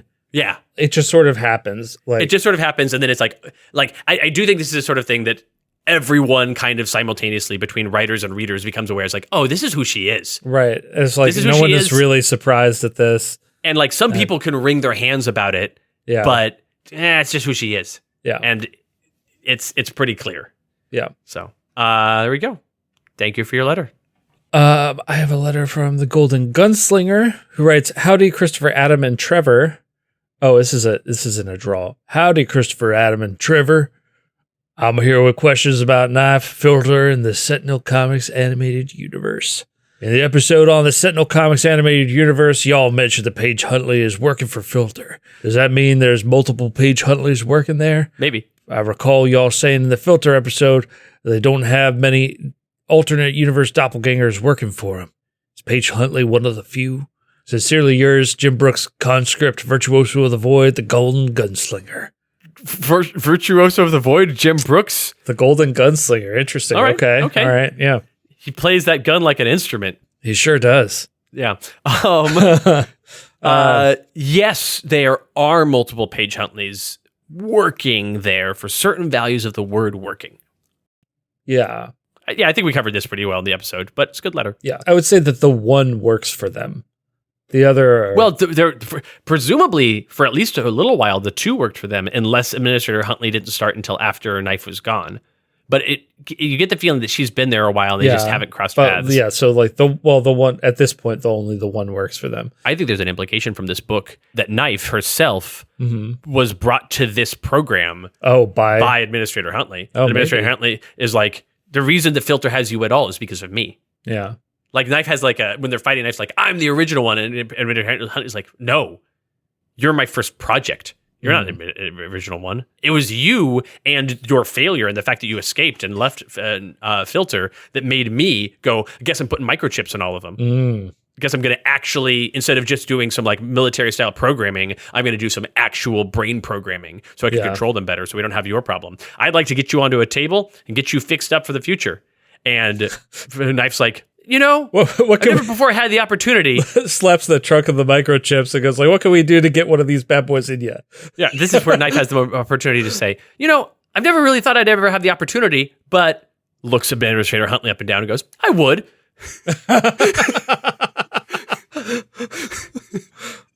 Oh boy. Like, control yourself. Yeah, get it together. Yeah, right. But K.N.Y.F definitely would. Oh yeah. Oh boy. All right. Leo Alonson, aka Level Up Leo, writes, Dear Christopher and Adam, was K.N.Y.F against Sergeant Steele in this episode? I only ask because it would have been a real handy way to cross him off the Still Needs a Writer's Room list that I provided last week. He also seems like a likely candidate to know how to capture K.N.Y.F and nullify her strengths. Thanks. And Plaguerat still needs an episode. Level Up Leo. So Sergeant Steele was here, and we got to see him assemble a team and take her down, but we didn't get much of Sergeant Steele. No. But he was here. He's just not a focus of these. It wasn't not about Sergeant Steele. Right. He's just the setup for this. Sergeant Steele's important in issues 1 and 2 of this, and in issues 5 and 6, but not in issues 3 and 4, which are the issues that we focused on more today. Yes. All right, Adam, last letter for this section, and then we'll do a few follow-up letters from the Bloodless Wraith and Haunted Fanatic episode. But before that, Adam, I did one last letter, and this letter is from a letter writer that you're very used to, except not. Oh, it's from the Cult of Gloon. I'm sorry, the what? Cult of Gloon. The Cult of... Gloon. Interesting. I'm gonna refrain from saying some things. This letter was summoned to us in front of us via a glue-based ritual. Just a totally normal thing, a glue-based ritual. Yeah. Yeah. Salglutations, entities who glue this world together one story at a time. Okay. We are the Cult of Gloon, not to be mistaken with the Cult of Gloom, bound together in our gluiest purpose of worshiping our eldritch god, the Adhesivist. Your eldritch god is the Eldritch Adhesivist? god. Oh my gosh. Whenever I think of the Adhesivist, I definitely think Eldritch. Unspeakable Horrors. Yeah, Unspeakable Horror. Right. Yeah. Yep. Unfortunately, joining a glue cult is somehow less popular than joining a cult about being sad, so we have been stuck on recruitment. But we have heard of a mysterious organization, professionals at sticking people to them. F.I.L.T.E.R. How does F.I.L.T.E.R go about recruitment? We personally can't recall any Join the Kill All Aliens Club pamphlets around town. With a multiverse of people, do they handpick only the best of the best? I doubt that's the case, as the average F.I.L.T.E.R agent doesn't hold a flaming glue stick to a gloon. Okay, so let's talk about this. I don't think they hire only the best of the best. I do think they occasionally go after the best of the best, which is where we get people like K.N.Y.F.E and even Sergeant Steele, because he is good at stuff. I kind of think about it like the recruiting process in the movie Men in Black, where they just pick a person and go this is a secret program. We're going to interview for you, but then bring you in. When also oh shoot, you saw too much. Yeah. You have become aware of a thing, so we could kill you. And that happens sometimes, or we can bring you in to the fold. Those are options. Yeah. So they don't have a magical mind wipe device. So you just get killed. You could just get killed. Yeah. They do have a magical mind wipe device, just also wipes everything else. It's not a magical mind wipe device. It's the regular mind wipe device. It's just called gun. That's right. Yeah. Which is an acronym. Okay, anyway. Oh boy. If they do have a multiverse of options, have they ever tried to hire more morally ambiguous versions of heroes, such as a Paul Parsons from a world where all aliens are devouring monsters? Yeah, there's an interesting story there. I don't know about a Paul Parsons. I could see by the point that we see F.I.L.T.E.R. Yeah. Or like that because F.I.L.T.E.R has a pretty long history. But by the point that F.I.L.T.E.R is this version of F.I.L.T.E.R, this version of which is like late 80s. I could see them intentionally avoiding people that are superheroes because of their moral inflexibility generally. But sure. But if you go oh, hey, let's go get Legacy of Destruction and bring them on board. Not that one, obviously, but you'll find that's kind of actually what I meant is they don't want people with strong personalities. Sure. It's not the moral inflexibility. It's not the moral inflexibility. Yeah. We want people that can become rank and file. Right. Yeah. You need to follow orders. K.N.Y.F.E has a pretty strong personality though. Yes. But she's one of the exceptions that proves the rule. Right. That's what makes her a hero. Well, all of the Steel Team 6. I can't not call it that now. Steel Team 8. Yeah. Not all of them. That's many of them. Many of them have strong personalities. They have more personalities than your average F.I.L.T.E.R gloon. I think that those are people that kind of elevate above the ranks, though, as a result. Right. Yeah. And that's why they've gathered Sergeant Steele's attention. But yeah, following orders is a trait that they value. What is a day in the life of a F.I.L.T.E.R agent like anyway? A nice cup of coffee in the morning, block duty for the afternoon, alien fighting in the evening just to come home to a loving family and a white picket fence? Nice cup of coffee in the morning, block duty in the afternoon, alien fighting in the evening. Not really. So, but the trick is there's different kind of F.I.L.T.E.R agents. There's the ones that do the block duty, the block guards. There's the ones that do alien fighting. But Warden Hoffel is not the head of F.I.L.T.E.R by any stretch of the imagination. He's the warden of the block. And so there's a bunch of block guards that work there under him that are all F.I.L.T.E.R agents, but they're very different sort of F.I.L.T.E.R agents than the ones you send out in the field. I mean, I think those ones live at the block also. The guards and they live at the block. In general, F.I.L.T.E.R agents rarely have the loving family and white picket fence. I think there's a few that have lives outside of F.I.L.T.E.R, but most of them are more like enlisted service people. Well, yeah. Are they allowed personal connections outside F.I.L.T.E.R? I don't think that they're. Yeah, I don't think they're not allowed, but I think they're probably selected for lack of personal connections. Also, right. Like, I think there's going to be some people who are like higher up in F.I.L.T.E.R that are like, oh yes, and I'm a F.I.L.T.E.R consultant on this or administrator of that, and who have their own private lives as a result. But that's very rare. Yeah.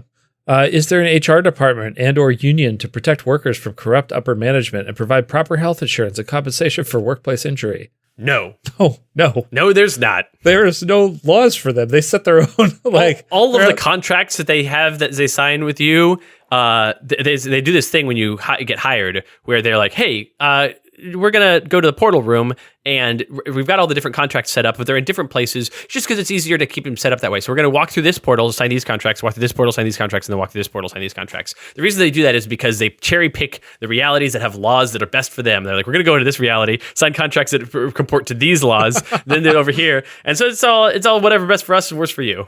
Yeah. I don't think that ever happens in comics, but it's funny to me. But I think that we don't really get a day in the life of F.I.L.T.E.R agents, but like if I were to extrapolate, like they live there, they die there, eat there, they sleep there. Like, so all of that's provided for them, but they're just like basically signing up to be part of this forever. Yep. So thank you, Gluators, for your support of the Cult of Gloon recruitment. We will attempt to make good use of F.I.L.T.E.R's tactics so someday we all may be bonded in holy connection and glue. See glue soon. All right, we've got a few follow-up letters here from the Bloodless Wraith and Haunted Fanatic episode, a couple of which aren't actually follow-up letters. We'll get to them, but you'll see. Okay. Anyway, first letter is from Maritz, who writes, hello, Christopher and Adam. Listening to the episode about Bloodless Wraith and Haunted Fanatic and hearing the question of who the villain could be, I started wondering. The Wraith has quite an extensive rogues gallery, but which of her foes are a good match for her in the Bloodless form? Also, are there any villains who were introduced during that era specifically as fitting opponents for Bloodless Wraith? Well, so that era is pretty short. We've talked about before that Bloodless Wraith is really only Bloodless Wraith for, is it even a full year? Yeah, so Bloodless Wraith is Bloodless Wraith from September of 88 through February of 89. It's so short. Yeah, it is very short. But like, okay, so during that time, what sort of things does she fight? Yeah, I mean, so I would love to, and Adam and I were just talking about this earlier today, actually. I would love to do, and actually, I feel like we talked about it in the episode, I would love to do a Bloodless Wraith Writers Room, which would be a writer's room of Mystery Comics Volume 2, 182, 3, 4, 5, 6, 2, 3, 4, or 5. Because 181 is when she gets the powers. Just focusing on like what she's doing with that, yeah. Right, because 181 is when she gets the powers, and 186 is when she loses the powers. And we've talked about both of those stories, and we could sure do a writer's room and expand them. Yeah, I could see pushing the stories a little bit more mystical, doing werewolves or vampires or something. Like, yeah, it's not bad. Yeah, having or I would also love to take a quote unquote standard Wraith opponent and give them magical powers to be like, oh, in this story, there's a thing where it's happening where maybe she's even becoming Bloodless Wraith in the first place to respond to a particular threat. But this did just happen after the death of Sarah Scott and Eduardo Lopez. So there's an amount of like reactionary deal with one of the many returns of Spite. But it can't be Spite during that time because we kill Spite then. Oh, no. So the death of Spite happens way before that. But like, we kill him again. Right, because there's no reason why it can't be Spite again. You say we kill him again, but yeah, because like I thought you said that we just did the Eduardo Lopez. Right, but I mean the previous issue. Oh, that was the previous issue. Oh, okay. Yeah, 179 is the death of, it's not the previous issue, it's 2 issues prior. 179 is the death of Sarah Scott and Eduardo Lopez. 181 is she gets powers from Eva Corp. She gets so, like, it absolutely could be Spite. Oh, okay. Yeah, never mind. It could be. Yeah, I don't know why. Bloodless Wraith kill Spite this time? Maybe Bloodless Wraith kills Spite, because the death of Spite at the hands of Parse is issue 98 in May of 84. Oh, so that's a while ago. Yeah. Yeah. Right. Okay. So this is Spite is back, like you do, and this is how he drives Wraith to take up powers and maybe even have a death of spite at her hands until we get to the early 90s. Abomination. Oh, I guess it's not. Well, Abomination of Desolation is in 94, so mid 90s, which is the limited series about Blorpy Spite. Blorpy Spite. That's right. Yeah. Just blorping. Mm-hmm. Yeah. He says it's blorping time and the blorps all over the place. That's right. Anyway, so yeah, I would love to do a dive into the Bloodless Wraith story and kind of like we did today, where we did the F.I.L.T.E.R limited series, but we focused on an issue, but we gave you bullet points for all the F.I.L.T.E.R limited series. I'd love to do a dive like that on the Bloodless Wraith arc. Because it's just resolved in one arc with this one offshoot story with Fanatic. While Bloodless Wraith is certainly one we know especially a little about, the question could be expanded to other heroes who had a different powers phase. Haunted Fanatic, Unpowered Night Mist, Werewolf Haka, etc. Do any of these have villains specifically created for their variants? Currently hoping to end his variant phase soon. Kidney Stone Marines. Oh no! Yes, get rid of that. Oh god, that's the worst a terrible version. Variant. Yeah. Oh, that one's rough. I hope that one's done by now, if not soon. Yeah.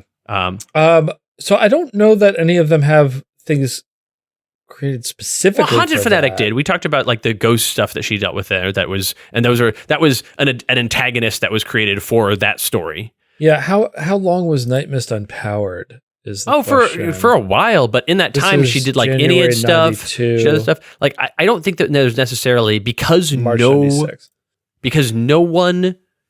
specific villain unpowered her. She was unpowered by the Vengeance event, so it was like Baron Blade specifically. But she was unpowered by the Vengeance event, and then she was unpowered for a while, and then she went and got more magical power. Yeah, the normal way. But I think that like a lot of what you want to see in those eras anyway is regular villains against different version of hero. It's like them having to learn their new power set against something familiar. Where it's like, oh, because of my powers, I am in these cases better against the opponents that you, the reader, is more familiar with, but I'm worse against the other ones. Right. And like we get that with Haka, certainly, because I think that there's probably Haka's a werewolf for a year. Yeah, I think there's an Ambuscade Werewolf Haka story of him being like, now you are the beast I always knew you to be. And it makes Haka like worse against Ambuscade because he's not as reasoning. I also know that we have more werewolf stuff going on in the Haka book in that time. The fight for Haka then is to not kill Ambuscade. Right. Yeah. Yeah. Okay. Yeah. I have a letter from Sane Charlie who writes, "Good day, A and C. So we know that Mangrove starts out basically just a monster, but develops more intelligence and personality over time. But as far as we know, he stays a villain. What is it about his personality that makes him opposed to the heroes? Is he lashing out at human civilization for creating pollution like the stuff that created him? Or does he have some kind of sinister scheme? Hoping you have a great day, St. Charlie." I don't think he has a sinister scheme. I think that he is a villain in that he is a monster. Yeah, I think that I think it's frequently more antagonist than villain. Yeah, or like I agree with that. Other villains might manipulate people into coming into conflict, but he's very territorial about the swamp. Yep, and he is not like a super villain. He is not like I have a plot. He's not doing a thing. He's like, I'm just existing in the swamp, but me existing in the swamp is dangerous to everyone around me. I'm hostile to people that I see. Yes, right. Yeah. So it's his territorialness and hostility that makes him in the category of villain and puts him in opposition to many heroes at different times.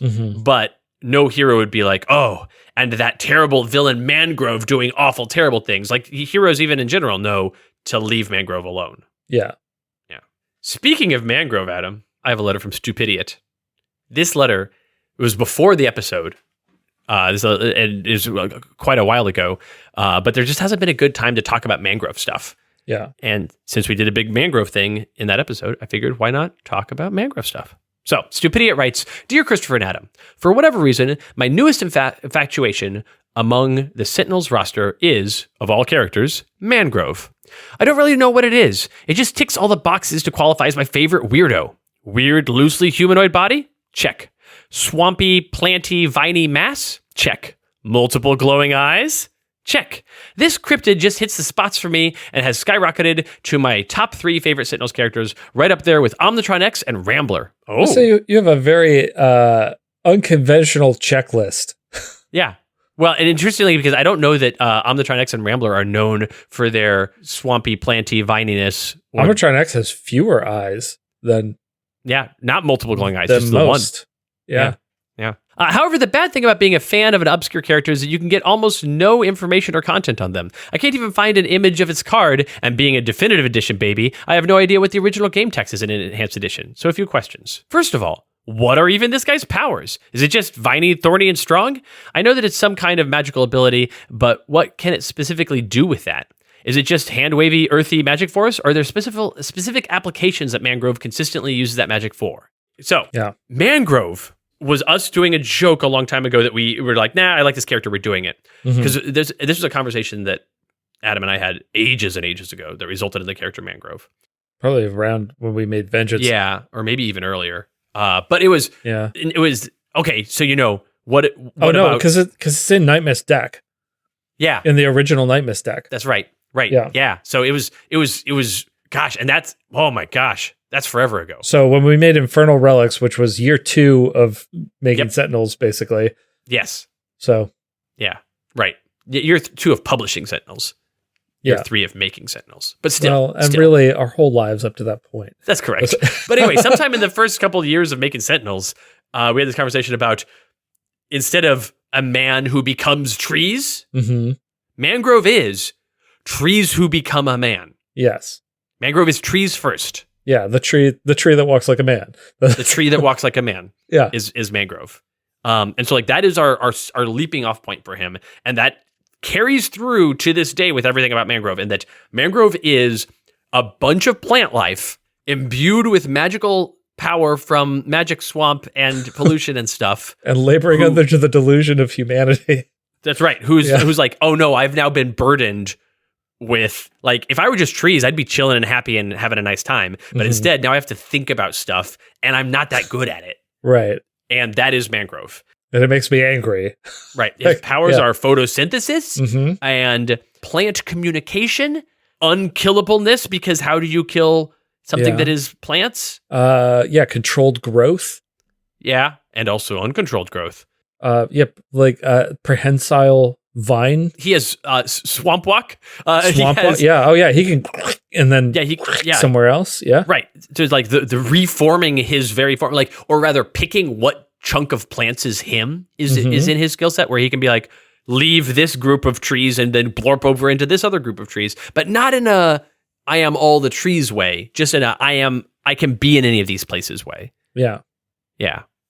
How far could he do this? Could he swamp walk from a swamp, the swamp outside Rook City, to a swamp in India? Possibly. We don't know. Yeah, this is the trick. I don't think he could instantaneously do that. But there is a mystical component to swamps in Sentinels. Yeah. Yeah.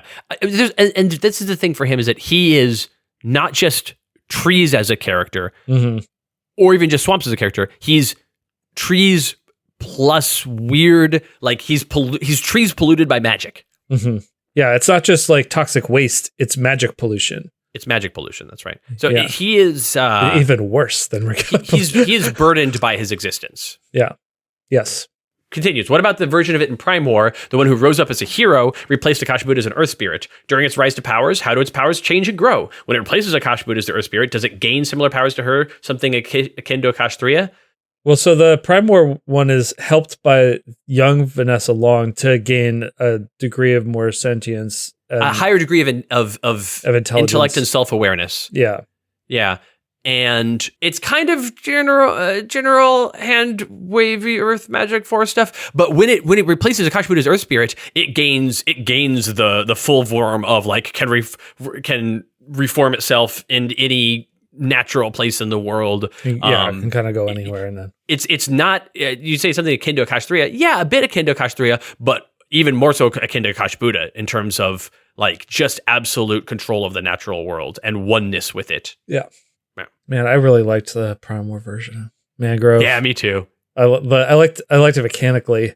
Yep. Great character. It's crying shame. That's everyone's cue to post the Wolverine meme to the Discord. Second of all, how sapient is that version of Mangrove? I imagine a sapience would be increased by a rather large margin, but is it more or less sapient than the Vertex version of it that has been treated by young Vanessa Long? The Primor one is the Vertex version. Yeah, the Primor one is the Vertex version. Yeah. The one that replaces Akash Buddha as an Earth Spirit, hold on, that's a different... that was a Disparation one. Yeah, there's two different things here. Because it's not that the Primor one... I'm sorry, I was confused earlier. When you said the Primor one that rose up as a hero and replaced Akash Buddha as Earth Spirit, that's two different things. Mangrove replacing Akash Buddha as Earth Spirit is Disparation in the 90s. I can find it real quick. It's... in April of 89, not 90s, it's 89. It's Disparation Volume 1, Issue 9, is a universe where Mangrove rises up as Akash Buddha, as a hero, fights against Akash Buddha, defeats her, and takes her role as Earth Spirit. That's not Primor. Primor one is the Vanessa Long one. But the Akash Buddha Earth Spirit one is a Disparation, and they're not. If we've said before they're the same character, that was incorrect. No, they are not. Yeah, the Vertex one is the one we were just talking about. That's why I got confused. Yep. That's the Primor one. Yep. Which that's Yeah. I would say. I feel like that's grounds for Writers Room submission though. For sure. Stupidiot here, my friend. I am going to skip a couple of paragraphs because the conflation has resulted in it. But we've answered these questions to a degree. But I am just going to wrap up this letter. But yeah, we would love to do more Mangrove stuff, but he is always a minor character, to be clear. But anyway, this letter is rather long-winded and densely packed and frankly kind of all over the place, but I've been consumed by Mangrove obsession and I must know everything I can learn about this absolute creature. I will say, densely packed and frankly kind of all over the place is a good description of Mangrove. Not long-winded, though. No. Thanks so much for the wonderful card game. And for one special planty guy, Stupidiot, 3 days of Mangrove Brainrot as of April 7th, 2024, and counting. See, this is from almost a year ago, this letter. But I'm glad we finally talked about Mangrove in a way that we could get this letter in. 3 days as of April. I wonder if the Mangrove Brainrot is still there. I know it is because Stupidiot had a very positive reaction to... All right. Mangrove appearing in an episode. So good. Yeah. All right. Last letter of the day comes from Tango, who writes, "Howdy, you two. I know you've talked about this before, but this just popped into my mind when listening to the Haunted Fanatic and Bloodless Wraith episode. How much is Grimm in control of and or responsible for the stories that take place in Tome of the Bizarre? I thought I remembered you saying that Volume 3 is the portion where every single story is Grimm purposely and openly pulling the strings of the stories, but now I feel like I'm misremembering because we've had a couple stories in Volume 3. And you haven't really mentioned Grimm in any of them. So could you clarify his involvement? Thanks, Tango." Well, I could tell you we misspoke on that. Right. It's Volume 4. It's not Volume 3 where he takes over. Volume 4 that starts in December of 2009 is the beginning of Grimm holding the... So Tome of the Bizarre Volume 3 starts off, tells some stories, does some things, doesn't really find its way for a while, and then it becomes the Naturalist's book, and then it becomes the Naturalist and Akash 3's book. And so like that's what Tome of the Bizarre is. And then it's rebooted again, and that Tome of the Bizarre is intentionally a story in which Grimm has taken over the book for the first 5 years of it. Yeah.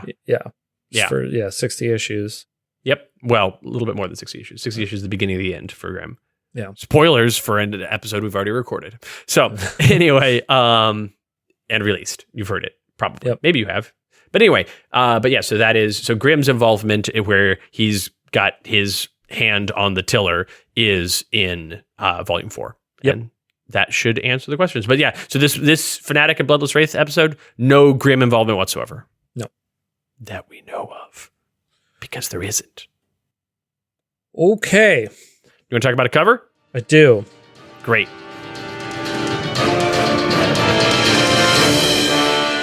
Okay, so filter number 4 is what we're doing. Filter number 4, which I think is a new trade dress for you? Yep. That's cool. That's cool. Yep. Filter number 4, 2001, November 2001. Oh, shoot. You'll want to know. Do you want to know writers and artists? Oh, I don't know that I need that then. Let me double check. But maybe. No, I do need it. Great. I have it for you. I do need it. Yeah. Yeah, I got it. For you. Okay. Okay, so Adam, what are you thinking for a cover for this? The last thing we saw was seeing all the Paige Huntlys in 3. Yeah. that doesn't really tell us what we're going to do here.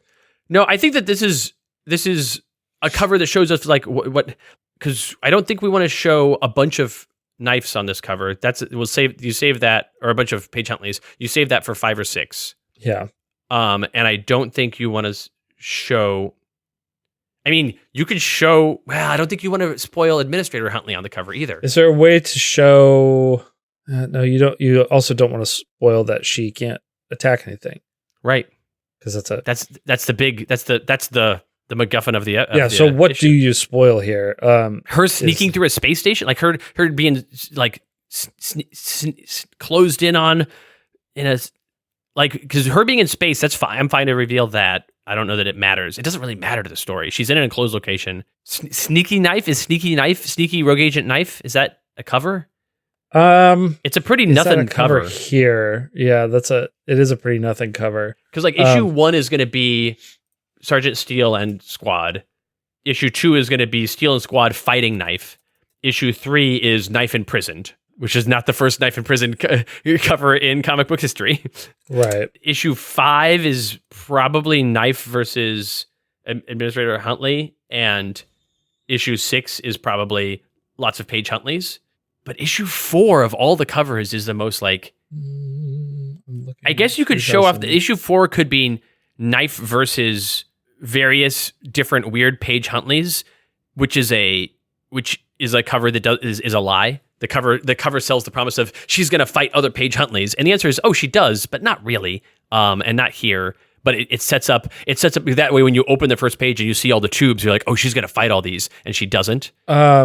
Is there something? This is Man versus Self. Yeah, this issue is Man versus Self. Well, is there something that we can do that's a little more mysterious about that? Sure. About who she's fighting, maybe. The thing is, I almost want there to be no fighting on the cover, if I think about it. Yeah. Well, is there something more abstract we can do? Comic book covers that are mysterious and don't explain what's going on are tricky. Because, like, you need to do a cover that sells the issue, that tells you, here's why you want to pick up this issue and read it. Yeah, see, the problem is you get a bunch of covers that are like this, which is like just a nothing cover. Right. There's a lot of nothing covers in 2001. This cover is the most nothing cover. It's not even a very good art of the character in terms of like I look. Yeah, and like what does this one tell you about what happens in the issue? Man, what does it tell you? Not a thing. Not a thing. And that's a lot of this right now. A lot of this. So I mean, maybe you just do a nothing throwaway knife cover. That kind of sucks. It kind of sucks. Can we do better? Is the thing? Yeah, I'd like to. I mean, we could ask a question that isn't answered or addressed to the issue of like who is Paige Huntly, and like imply that there is like more, and I could like fracture her face or something. I'm not against it. I'm not seeing a lot lot words on covers. No, there's not a lot. Yeah, all of this entire series that you just showed, like that is all like that. Right. Okay, Adam. What about?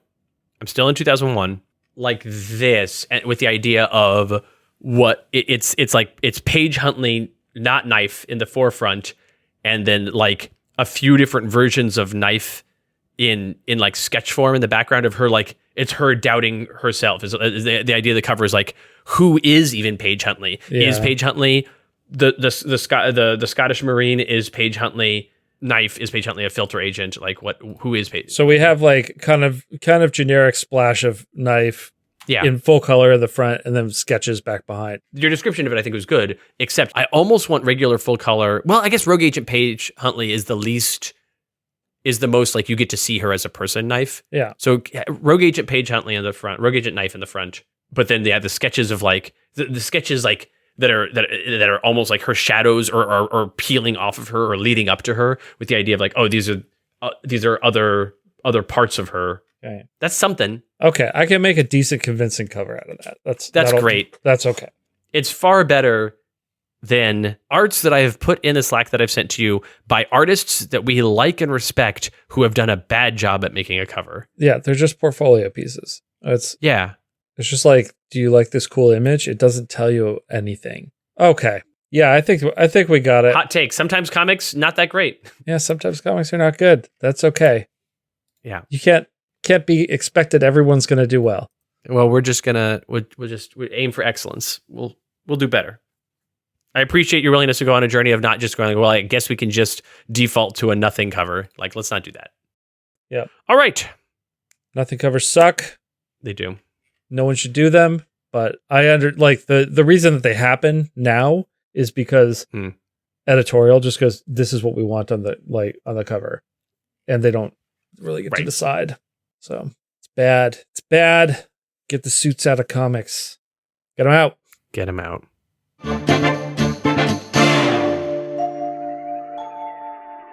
Thank you all so much once again for listening to us here on the Letters Page podcast. Thanks as always to our patrons. We could not do this without you. We could not do this without you. Thank you especially to our contributors who submitted this topic. That's right. If you'd like to join the Patreon, head on over to patreon.com/theletterspage, sign up, and be our friend. Adam, I'm excited to tell you that something that used to be true is now true again. www.greaterthangames.com/theletterspage takes you to our podcast. Oh, does it? It used to, and then it didn't? For the last few / several months, it hasn't. Was it just down, or was it just like a weird broken link? Or just a weird broken link? Oh. But now, once again, as of a couple days ago, www.greaterthangames.com/theletterspage takes you to our website. Nice. So that's something. Yeah. What does Letters Page do it too? It does not. No. You got to see that. Just like Patreon. If you go to patreon.com/letterspage, I don't know who that is. I know, but we have the power to redirect Letters Page. No, we don't. Oh, we don't? No, it was so much work for me to convince people to make the Letters Page happen. Really? Yeah. Why is it that hard to convince anyone of that? I'm not here to talk about that. Okay. Don't ask me questions that you don't want me to get into. All right. Next week, Tuesday, February 11th, is going to be episode 309, Writers Room, Disparation, a modern hero in the Golden Age. On my end, if we said it at the same time. We did not on my end. Yeah, but on Trevor's end, that's all that matters. A very slight delay. Not even a full second, but that's going to happen. Yeah. Yes. And what hero are we going to talk about? Time will tell. Time will tell. Adam? We know. We think we know. We think we know. We think we know. No plan to survive first contact with the enemy. That's right. All right. Catch you all next time. Bye. The Letters Page is a weekly podcast featuring fiction from the world of Sentinel Comics, written by me, Christopher Bedell, and illustrated by me, Adam Repertaro. We're also your hosts. The music that you hear was composed by me, Jean-Marc Giffen, and is used courtesy of Handelabra Games. The song, Christopher and Adam Reading Letters to You, was written and performed by Christopher's brother, Anthony Bedell. The show is edited and produced by me, Trevor Casterline. Thanks for listening and supporting the multiverse.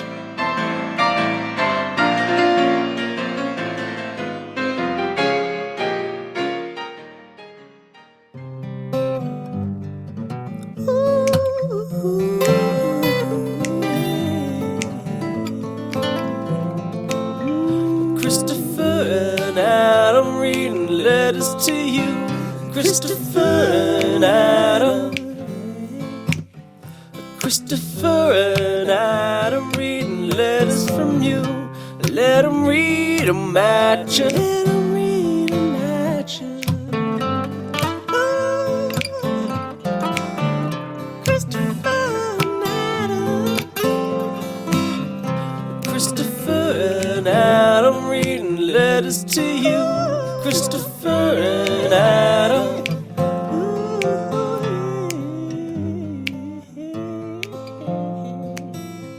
Christopher and Adam.